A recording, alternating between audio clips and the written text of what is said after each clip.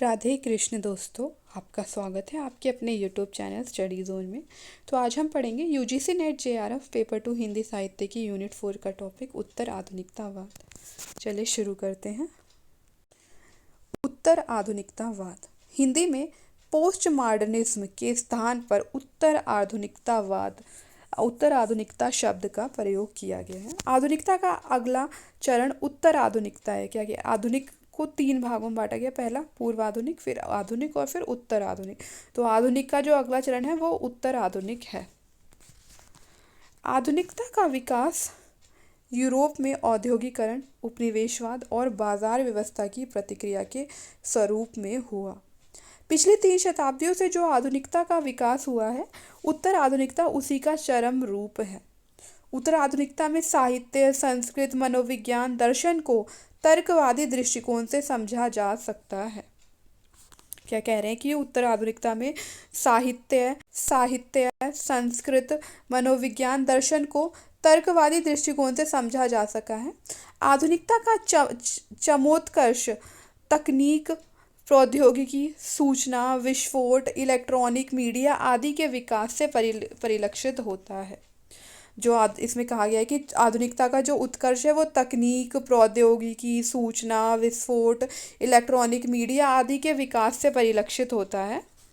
उत्तर आधुनिकता पूंजीवादी विकास की नई स्थिति दर्शाती है। क्या कह रहा है कि जो उत्तर आधुनिकता है वह पूंजीवादी विकास की नई स्थिति को दर्शाती है।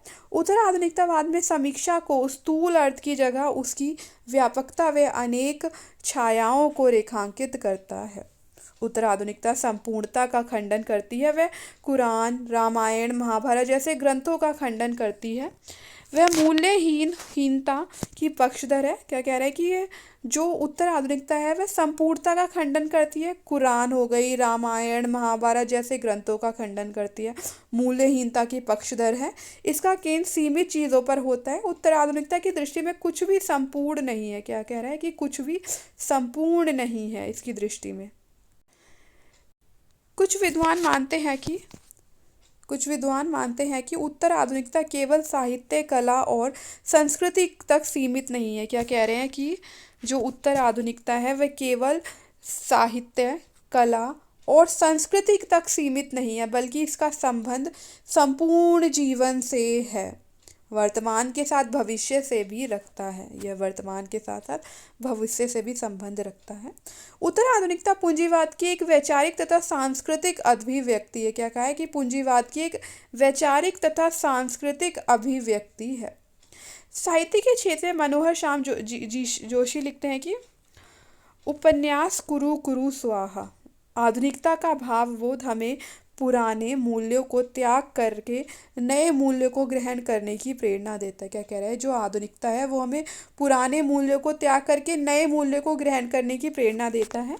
समकालीन साहित्य में टूटन, घुटन, पीढ़ी अंतराल, मृत्युबोध आदि अनेक रूपों से आधुनिकता दिखाई देती है। उत्तर आधुनिकता को मीडिया समाज कह सकते हैं। उत्तर आधुनिकता को क्या कह रहे हैं, मीडिया समाज कह सकते हैं। दरिद्र उत्तर आधुनिकता की व्याख्या विखंडनवाद से की है। ये एक लेखक है, ये कहते हैं कि उत्तर आधुनिकतावाद की व्याख्या इन्होंने विखंडनवाद से करी है। बोड्रिलार्ड ये भी पश्चिम के विद्वान हैं। ये कहते हैं कि उत्तर आधुनिक समाज मौत की कगार पर खड़ा है। इनका मानना है कि जो उत्तर आधुनिक समाज है वो मौत की कगार पर खड़ा है।